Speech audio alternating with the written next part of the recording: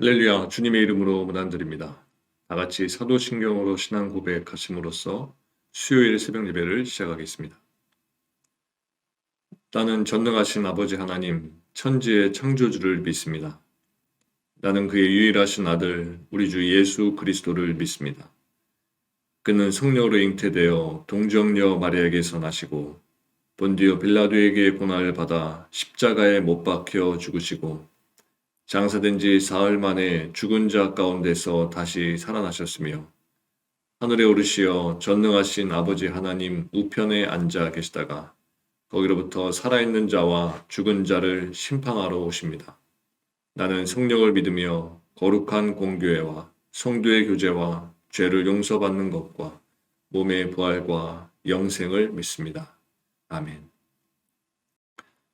살아계신 하나님 감사합니다. 이 아침에도 우리를 예배의 자리로 불러주시고 하나님을 바라보며 하나님의 말씀을 들으며 함께 기도하는 은혜의 자리로 우리를 불러주신 것 감사드립니다. 오늘도 하루를 살아갈 때 많은 유혹들이 있게 될 것이고 또 많은 죄된 순간들이 많이 있을 텐데 그 순간마다 먼저 하나님을 떠올리며 말씀 중심으로 결정하며 행동할 수 있는 우리들 될 수 있도록 인도해 주옵소서. 또 새로운 달 5월을 시작하게 하신 하나님 감사합니다. 가정의 달을 맞아 우리에게 주신 자녀들 위해 늘 기도하며 그들을 통하여서 또 하나님께 영광된 삶이 이어질 수 있도록 하나님 복 내려 주시옵소서. 또 우리의 믿음의 공동체인 교회 공동체 가운데도 함께 해주셔서 늘 하나님의 신실하심과 자비하심이 넘쳐 흐르는 공동체 될 수 있도록 하나님 복 내려주시고 우리 본 한인교회가 하나님의 사랑 가운데 은혜 가운데 든든히 날마다 세워져 갈 수 있도록 도와주시옵소서. 오늘도 하나님의 말씀 앞에 엎드립니다. 우리의 마음을 겸손하게 만들어 주시고 우리의 마음을 기경하여 주셔서 오늘도 하나님께서 심어주시는 말씀의 씨앗이 우리들 10년 가운데 잘 심겨질 수 있도록 그리고 우리들의 삶 가운데 열매 맺을 수 있도록 도와주시옵소서. 감사드리며 예수님의 이름으로 기도합니다. 아멘.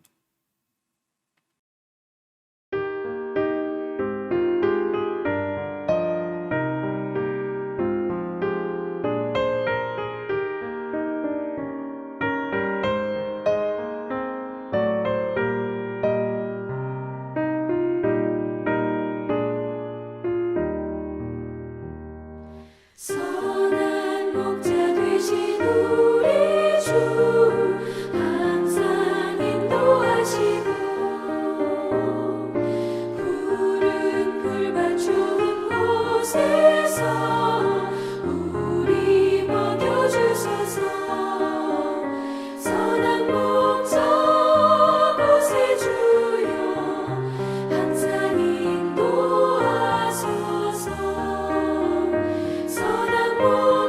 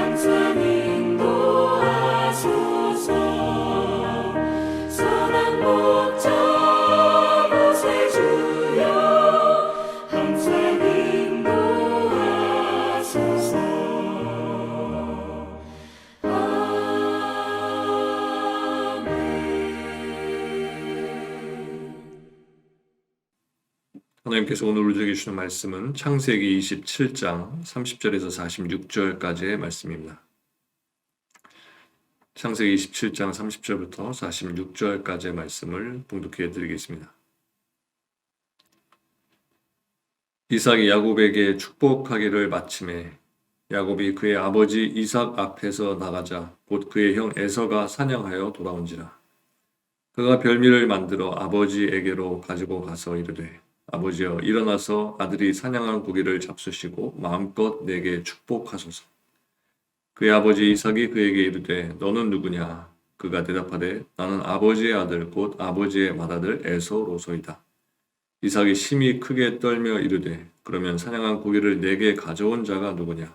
네가 오기 전에 내가 다 먹고 그를 위하여 축복하였은즉 그가 반드시 복을 받을 것이니라. 에서가 그의 아버지의 말을 듣고 소리질러 슬피 울며 아버지에게 이르되 내 아버지여 내게 축복하소서 내게도 그리하소서. 이삭이 이르되 네 아우가 와서 속여 네 복을 빼앗았도다. 에서가 이르되 그의 이름을 야곱이라 함이 합당하지 아니하니까 그가 나를 속임이 이것이 두 번째니이다. 전에는 나의 장자의 명분을 빼앗고 이제는 내 복을 빼앗았나이다. 또 이르되 아버지께서 나를 위하여 빌 복을 남기지 아니하셨나이까. 이삭이 에서에게 대답하여 이르되 내가 그를 너의 주로 세우고 그의 모든 형제를 내가 그에게 종으로 주었으며 곡식과 포도주를 그에게 주었으니 내 아들아 내가 네게 무엇을 할 수 있으랴. 에서가 아버지에게 이르되 내 아버지여 아버지가 빌 복이 이 하나뿐이니까 내 아버지여 내게 축복하소서 내게도 그리하소서 하고 소리를 높여오니 그 아버지 이삭이 그에게 대답하여 이르되 네 주소는 땅의 기름짐에서 멀고 내리는 하늘 이슬에서 멀 것이며 너는 칼을 믿고 생활하겠고 네 아우를 섬길 것이며 네가 매임을 벗을 때에는 그 멍에를 네 목에서 떨쳐버리라 하였더라. 그의 아버지가 야곱에게 축복한 그 축복으로 말미암아 에서가 야곱을 미워하여 심중에 이르기를 아버지를 곡할 때가 가까웠은즉 내가 내 아우 야곱을 죽이리라 하였더니 맏아들 에서의 이 말이 리브가에게 들리매 이에 사람을 보내어 작은 아들 야곱을 불러 그에게 이르되 네 형 에서가 너를 죽여 그 한을 풀려 하니 내 아들아 내 말을 따라 일어나 하란으로 가서 내 오라버니 라반에게로 피신하여 네 형의 그 노가 풀리기까지 몇 날 동안 그와 함께 거주하라. 네 형의 분노가 풀려 네가 자기에게 행한 것을 잊어버리거든 내가 곧 사람을 보내어 너를 거기서 불러오리라. 어찌 하루에 더 너희 둘을 이르랴. 리브가가 이삭에게 이르되 내가 햇사람의 딸들로 말미암아 내 삶이 싫어졌거늘 야곱이 만일 이 땅의 딸들 곧 그들과 같은 햇사람의 딸들 중에서 아내를 맞이하면 내 삶이 내게 무슨 재미가 있으리까. 네. 야곱에게 축복을 빼앗겼다고 생각한 에서가 분노를 했습니다. 41절에서 말한 것처럼 아버지 이삭이 죽을 때가 가까워서 야곱을 죽이겠다고 마음먹을 정도로 야곱에 대한 미움이 상당히 컸습니다. 이삭도 곧 죽을 거니까 야곱을 죽이는 일에 누구도 두려울 것이 없다는 것입니다. 이러한 에서의 마음을 눈치챈 리브가가 야곱을 불렀고 하란으로 가서 오라버니인 라반의 집에서 에서의 분이 풀릴 때까지 있으라고 했습니다. 우리는 이런 내용을 접하게 되면 야곱이 나쁘다, 아니다, 어리석은 에서가 잘못이다 이런 판단을 하게 됩니다. 이렇게 먼저 잘잘못을 따지고 판단하는 것이 우리 인간의 습성인 겁니다. 하지만 진리를 알아가는 성도라고 한다면 에서에게서 자신의 모습을 볼 수 있어야 하고 야곱에게서도 역시 내 자신의 모습을 먼저 볼 수 있어야 하는 것입니다. 그것이 바로 내가 진리를 알아가고 있다는 증거가 되는 것입니다. 성도가 진리를 알아간다는 것은 성경을 많이 이해하게 되었다거나 성경의 지식을 많이 알게 되었다는 뜻이 아니라 다른 사람들을 바라보면서 평가하고 판단하던 눈을 자신에게로 돌리게 되었다는 것을 의미하는 것입니다. 그렇기 때문에 야곱이 곧 나이고 에서가 바로 나라는 사실을 알아야 하는 것입니다. 야곱이 나쁜 사람이라면 자신이 곧 나쁜 사람이라는 것을 알게 되는 것이고 에서가 어리석은 사람이라면 자신이 바로 어리석은 인간밖에 되지 않는다는 이러한 자각을 가지고 있어야 한다는 것입니다. 그래서 이 진리를 알게 된 성도는 누군가를 판단할 수 없게 되는 것입니다. 왜냐하면 내가 판단하는 그 사람이 바로 나 자신이고 나 또한 하나님께로부터 판단받을 자라는 것을 알았기 때문입니다. 그러므로 성도가 진리를 알아갈수록 내가 악한 자입니다 라는 이 고백이 있게 되는 것이고, 그리고 이것으로 하나님의 참된 백성이 누구인지가 드러나게 되는 것입니다. 에서가 야곱에게 분노한 것은 자신에게 이어져야 할 이삭의 복을 야곱이 가로챘기 때문이었습니다. 즉 에서는 자신을 이삭의 복을 이어갈 자로 생각했던 것입니다. 이삭의 장자이기 때문에 에서는 당연히 그렇게 생각했을 겁니다. 에서에게 장자는 무엇으로도 바뀌어질 수 없는 질서였을 겁니다.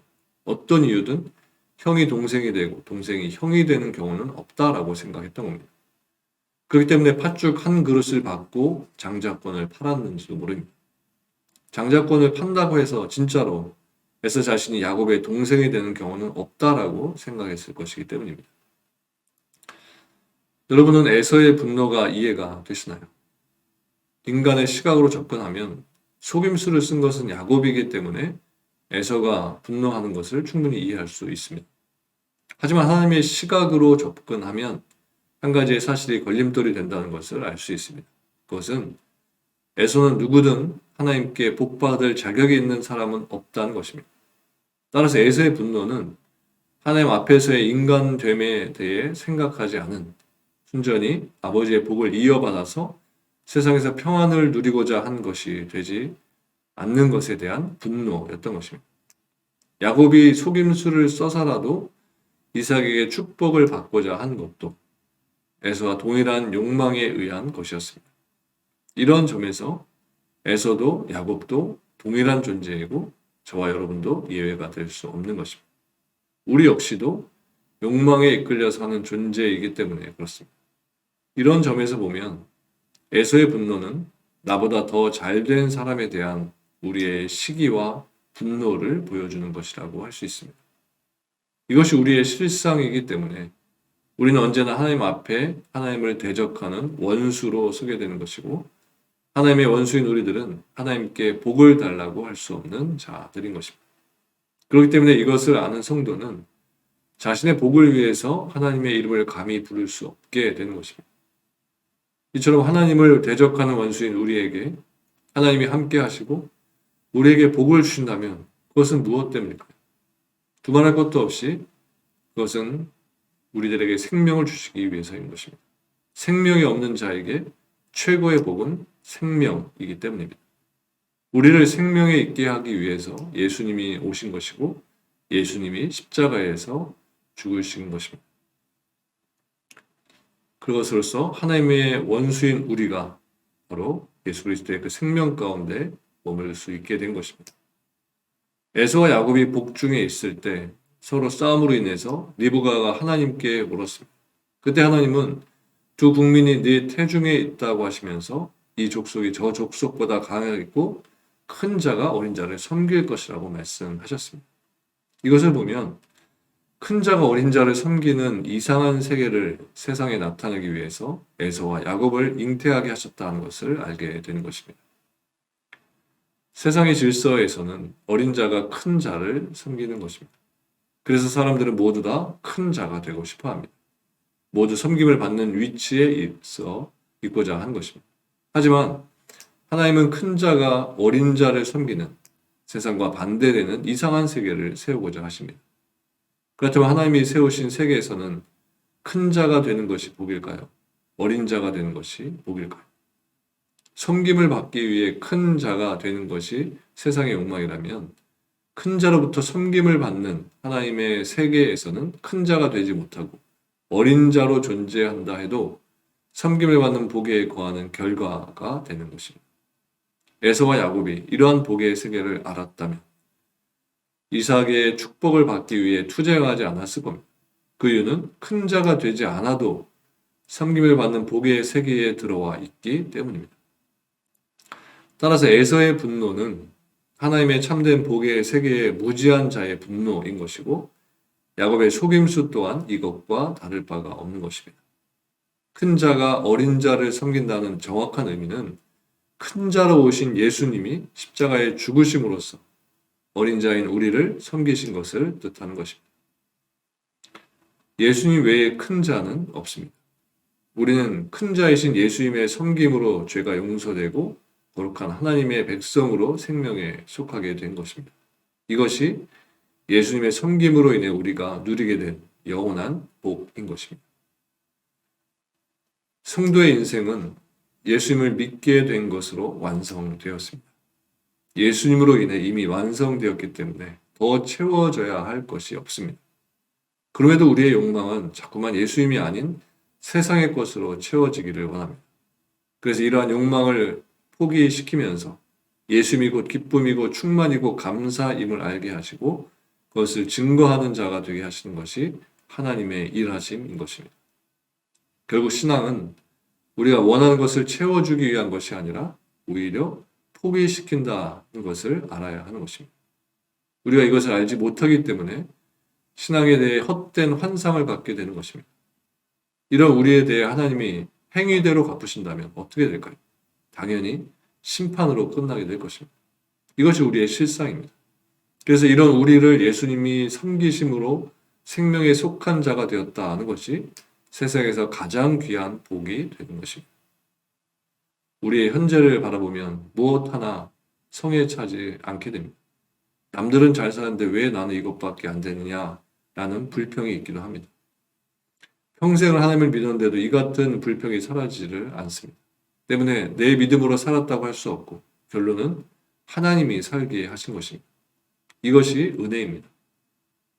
이 은혜 안에서 우리의 불평과 분노가 다스려지게 되는 것입니다.